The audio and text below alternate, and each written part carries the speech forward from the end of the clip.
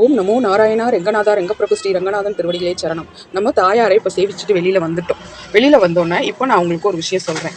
எல்லா கோயில்லையும் சாதாரணமாக உற்சவ மூர்த்தி ஒருத்தர் இருப்பாங்க, மூலவ மூர்த்தின்னு ஒன்று இருப்பாங்க, ரெண்டு இருப்பாங்க.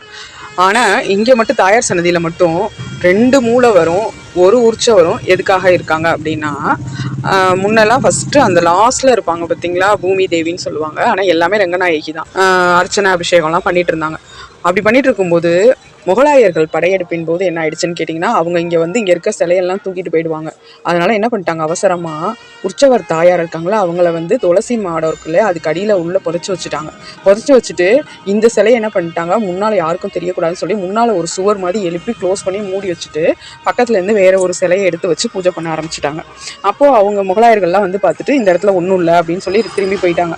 ஆனால் அவங்க இந்த நாட்டை விட்டு போகிறதுக்கும் எப்படி 40-50 வருஷம் ஆயிடுச்சு. அதனால் இவங்க இந்த தாயாரையே வச்சு பூஜை பண்ணிகிட்டே இருந்தாங்க. அதுக்கப்புறம் அந்த ஜென்ரேஷன் முடிஞ்சு அடுத்த ஜென்ரேஷனும் வந்துருச்சு. அவங்க என்ன பண்ணாங்கன்னா, பாசுரங்கள்லாம் படிக்கும்போது அந்த சவுண்டு வந்து பாசுரம் படிக்கிற சவுண்டு வந்து அந்த சுவரை தாண்டி உள்ளுக்குள்ளே போயிட்டே உள்வாங்கிட்டே இருந்தது சவுண்டு. என்னடா சவுண்டு வெளியில் வரவே மாட்டேங்குது, எவ்வளோ பேர் சேர்ந்து பாசுரம் படித்தாலும் சவுண்டு வெளியே வர மாட்டேங்குது, அப்படியே உள்வாங்குது சவுண்டு அப்படின்னு சொல்லிட்டு அந்த சுவரை தட்டி பார்த்துருக்காங்க. அப்போ தான் உள்ளுக்குள்ளே ஒரு தாயார் இருந்திருக்காங்க. அந்த டைமில் இவங்கெல்லாம் இப்போ முடிச்சுட்டு முகலாயர்கள்லாம் போயிட்டாங்க. அதனால அந்த தாயாரையும் சேர்த்து அப்புறமா இங்கே துளசி மாடத்துக்கு கீழே இருந்த உற்சவ தாயார் எல்லாம் எடுத்து வச்சு இப்போ 3 தாயாராக இருக்காங்க நம்ம இதில். அதுக்கப்புறம் தான் அவங்க ஃப்ரீயாக பூஜையெல்லாம் பண்ண ஆரம்பித்தாங்க. அந்த முகலாயர் ஆட்சியில் வந்து இவங்களால ஃப்ரீயாக சுதந்திரமாக பூஜையெல்லாம் பண்ண முடியாத ஒரு சூழ்நிலையில் இருந்தாங்க.